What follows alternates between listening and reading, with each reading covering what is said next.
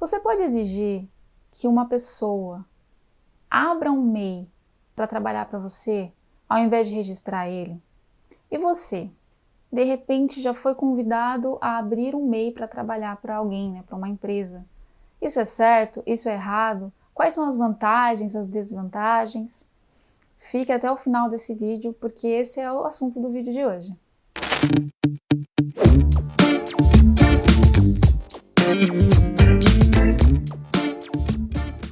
Meu nome é Gleice Vidal, eu sou contabilista da Sister Contabilidade e eu peço para você, se inscreva aqui no canal, se inscreva também nas minhas redes sociais e compartilhe esse vídeo para muitas pessoas. Já deixa aí o seu like também, para que você não deixe de receber nenhuma notificação.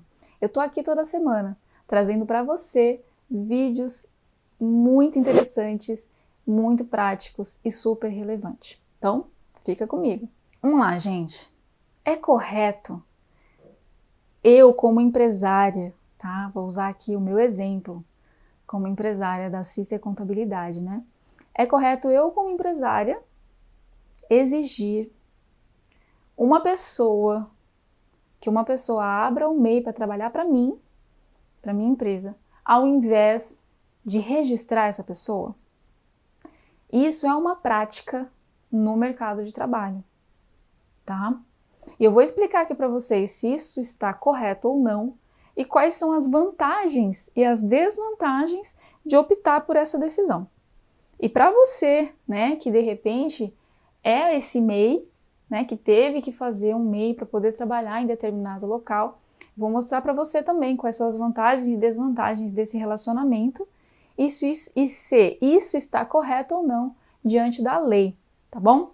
Vamos começar pelas vantagens.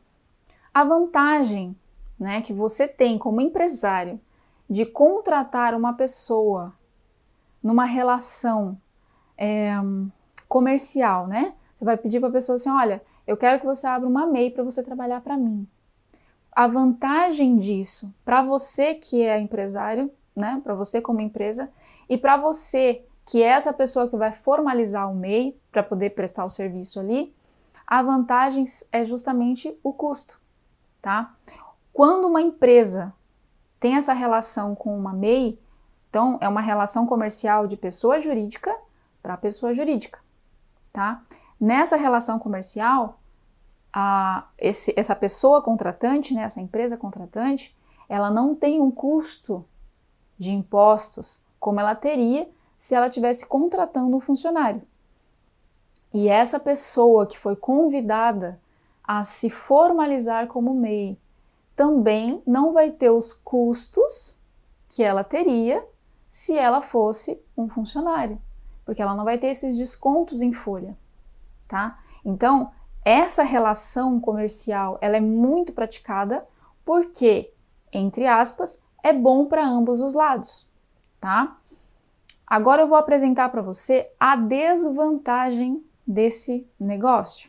A primeira desvantagem, gente, isso caracteriza uma fraude trabalhista, ok? Se esse MEI de fato não é um profissional prestador de serviço, tá? Se essa relação não é comercial e caracterizar vínculo empregatício, então estamos falando de uma fraude trabalhista, tá? Que tem multa, né, gente? Tem multa porque é uma fraude. E além de ser uma fraude trabalhista, tá? É uma forma de burlar as leis, né, trabalhistas. Isso também prejudica os direitos do funcionário, daquela pessoa que nessa relação está com uma relação comercial, mas que na verdade é um funcionário, tá? Então prejudica ele por quê? Prejudica você, no caso, se essa é a sua situação, por quê? Porque como funcionário, essa pessoa teria direito aos benefícios previdenciários, né? Que o MEI também tem, mas também teria outros direitos, por exemplo, o 13º salário, férias remuneradas, o recolhimento do FGTS, né? Aviso prévio, no caso, se ele for mandado embora, multa por dispensa, né? sem justa causa e outras coisas que favorecem, né, o funcionário, mas que não favorecem o MEI, certo? Tá? Então, a vantagem seria os custos. Para ambos os lados, tanto para a empresa quanto para o MEI, os custos são menores. A desvantagem é que para essa empresa que está contratando o MEI, ele está cometendo uma fraude, tá? Ele está quebrando, infringindo a lei. É uma fraude trabalhista. E para o MEI que foi contratado, né, que seria mais adequado ele ser um funcionário e não um MEI, ele está perdendo os direitos dele como funcionário, né? Então é uma fraude trabalhista e prejuízo também para esse funcionário. Essas são as desvantagens, tá? E as consequências? Primeiro eu quero deixar bem claro aqui para você que eu não estou aqui como um juiz, né? Estou apresentando para você os dois lados da moeda, tá? Eu sei o quanto é complicado essa fase que a gente está vivendo. E nunca essa situação, né, de contratar uma pessoa e pedir para ela formalizar-se como MEI, isso nunca foi tão, vamos dizer assim, viralizado como nesse tempo que a gente está vivendo de pandemia, né? Porque estamos ainda em pandemia. Infelizmente, a gente não pode dizer que ela acabou, porque ela não acabou. Já passamos do momento crítico, mas ainda estamos em pandemia. Então, o comércio, né, a economia do país e globalmente foi muito prejudicada pela pandemia. E essa coisa aqui de pedir para a pessoa se formalizar como MEI, ela viralizou no Brasil, né? Existe muito essa prática. E é lógico, como eu mostrei para vocês, as vantagens são essas, os custos diminuem, né, para ambos os lados, tanto para a empresa quanto para aquela pessoa que está sendo considerada MEI, mas que de fato é um funcionário. E existem consequências, tá? Antes de eu falar das consequências, eu quero lembrar a vocês que o que caracteriza vínculo, né? Você pode falar assim, você é um MEI, né? Vamos dizer assim, que você é um MEI que está trabalhando numa empresa e falou assim, a empresa quando foi te contratar falou, olha, eu preciso que você formalize um MEI. Aí você falou, ok. Como saber se você está nesse relacionamento de comercial ou se você está nesse relacionamento de vínculo empregatício, tá? Como saber? O que caracteriza vínculo empregatício? Existem pelo menos, assim, eu falo que são 4 pilares, né? 4 situações que de cara caracterizam mesmo essa questão do vínculo empregatício, tá? A primeira e a mais nítida de todas é a submissão. Então, o funcionário, ele tem a característica de ser submisso à autoridade que é o patrão. Numa relação comercial, não é assim que funciona. O prestador de serviço, ele não tem submissão. O que ele tem é um contrato que foi estipulado entre ambos, né? E ele fica ali obediente, vamos dizer assim, submisso às cláusulas do contrato, que os dois firmaram entre eles, as duas empresas sentaram e conversaram o que cada um queria, o tomador e o prestador, estabeleceram as cláusulas e ambos ficam condicionados àquela cláusula. Então não existe uma relação de submissão, existe um acordo, um contrato, ok?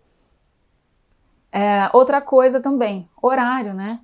O funcionário tem horário para entrar, tem horário para sair. O prestador de serviço, numa condição de relacionamento comercial, ele não tem um horário fixo. Lógico que se isso estiver no contrato, os dois sentaram, conversaram, colocaram no contrato, ok, né? Mas ele não deve satisfação nesse sentido, de bater ponto, essas coisas, não. Porque ele é uma empresa que está prestando serviço para uma outra empresa, certo? A outra coisa também é a habitualidade, né? O funcionário, ele tem que estar na empresa habitualmente, né? De segunda a sexta-feira, segunda a sábado, não sei, de acordo com o que ele foi contratado para fazer. Já o prestador de serviço que trabalha, né? Que é uma pessoa jurídica trabalhando para outra pessoa jurídica, ele não tem isso. Como eu falei, a gente volta para o contrato, a gente fica naquilo que foi combinado entre ambas as partes. E a questão também da remuneração, né? O prestador de serviço, numa relação comercial, ele não tem um salário. Ele vai receber aquilo que foi combinado, né? Pela prestação de serviço dele, certo? Então, ele vai fazer a sua emissão de nota e vai receber aquela remuneração de acordo com o que foi combinado, previsto em contrato, que é diferente de salário, tá? Então, essas coisas caracterizam. Então, assim, quais são as consequências disso? Você fala assim, nossa, de repente você é esse MEI que tá passando por tudo isso, você fala assim para mim, Gleice, eu sou um MEI e tal, e assim, diante de tudo que você tá falando para mim, eu tô vendo que a minha relação com a empresa que eu presto serviço, ela não é comercial. É de fato, eles me tratam como funcionário, né? Então, e você também, que de repente é um empresário e pede para as pessoas se formalizarem como MEI, você pode pensar assim, eu faço isso, mas nem sabia também que eu estava errado, de repente é uma prática tão normal, né, assim, tão corriqueira no mercado que de repente você nem sabia que isso era uma fraude, né? Então, quais são as consequências desse tipo de relacionamento? Primeiro que assim, se o juiz do trabalho perceber que a intenção daquela empresa ao contratar uma pessoa e pedir para ela se formalizar, se a intenção for desconfigurar, aliás, uma relação de vínculo, né, de trabalho, de emprego, firmando no lugar uma relação comercial, o que acontece? Ela se enquadra numa prática ilegal e fraudulenta, tanto contra a Receita Federal, quanto contra o INSS e ao próprio empregado. Então, cabe processo trabalhista, cabe multa da Receita, cabe multa do INSS. Então, assim, é uma relação muito prejudicial, né, que vai comprometer muito a saúde financeira da sua empresa, se você costuma praticar essas coisas, tá? Então, além de ser ilegal, né, gente? Não é uma prática legal. E de aplicar várias multas, o fato de ter, assim, um contrato de trabalho, que às vezes fala assim, mas a gente tem um contrato de trabalho, Gleice, nunca vai dar esse problema. Gente, diante da justiça trabalhista, o que vale não é o que está no contrato de trabalho. Aquilo ali tem valor, tem o seu valor. Mas o mais importante não é o que está no contrato, mas a realidade. Então não adianta ter um contrato de trabalho, tudo bonitinho, e na realidade a vida ali, a prática do dia a dia é outra, certo? Então não adianta. O juiz não vai olhar para o contrato, vai olhar para a verdade, para os fatos, tá? E consegue-se facilmente descobrir isso. Tem testemunha, né? Tem um monte de outras coisas que pode ser usado como prova contra a sua empresa, caso você esteja praticando esse tipo de coisa. E se você que é MEI, que está passando por isso, você também pode juntar todas essas provas e entrar na justiça e exigir seus direitos, tá? Então assim, gente, é perfeitamente possível contratar um MEI, tá? Desde que a relação seja comercial, tá? Então você está contratando um prestador de serviço maravilhoso, você está ajudando a economia, você está fazendo o mercado girar, está ajudando aquela pessoa que está começando como microempreendedor. Então é perfeito, perfeito, não tem nada de ruim nessa relação. Agora, o que você não pode, né, como empresário, que não é permitido diante da lei, é você tratar esse empresário, esse microempresário, como se fosse seu funcionário. Isso, de fato, não é permitido, é ilegal, passivo de multa, porque é uma fraude trabalhista, tá? E você aí que é MEI, o que você pode fazer caso você seja forçado a abrir uma MEI, tá? É como eu falei, né?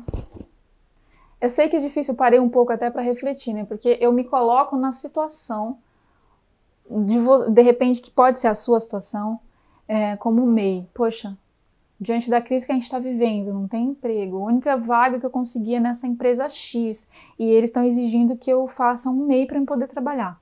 Eu acho que cabe, assim, muito o bom senso, né? Se você sente que essa relação é comercial, maravilha, continua, vai, faz mesmo, presta um bom serviço. Se você percebe que isso está te prejudicando, aí entra na justiça e exija seus direitos, tá? Porque uma relação comercial é saudável, maravilhosa e ajuda a economia e ajuda você também, ajuda todo mundo, né? Agora, uma relação abusiva, uma relação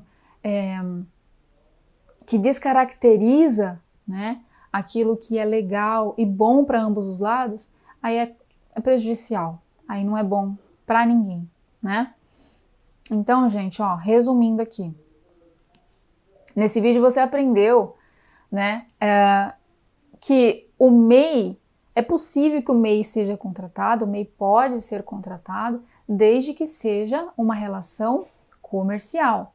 O que é uma relação comercial? Uma relação de pessoa jurídica para pessoa jurídica. Quem estabelece as regras? O contrato que os dois fizeram entre eles, que tem que ser bom para os dois lados. Se existe isso, joia, não tem nenhuma ilegalidade, nenhuma irregularidade, perfeito, continue, ok? Agora você também entendeu aqui nesse vídeo que o MEI não pode ser tratado como funcionário, porque isso descaracteriza o contrato, né, comercial e vira um vínculo empregatício. E aí é fraude, não é legal para nenhum dos dois lados, porque existem consequências muito graves, tá? Você aprendeu também que se você for pressionado a abrir um MEI, você sabe o que fazer. Você tem os seus direitos, você pode procurar a justiça e exigir que a coisa certa, né, seja feita, ok? E é isso, gente. Espero que vocês tenham gostado desse vídeo.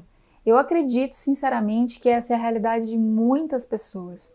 Tomara que na maioria desses casos seja uma relação saudável, uma relação comercial e que não seja ruim, né? Seja só bom para um lado e ruim para o outro, tá bom? Então, assim, deixa aqui seu comentário. Gleice, eu tô vivendo isso. Eu não sei se a minha relação é comercial ou se é vínculo. Me ajuda. Deixa aqui os comentários. Deixa o seu gostei, se você gostou, né? Compartilha essas informações aí, esse vídeo para muitas pessoas. Porque eu tenho certeza que vai ajudar muitas pessoas, tá bom? E é isso. Até o próximo vídeo. Tchau, tchau.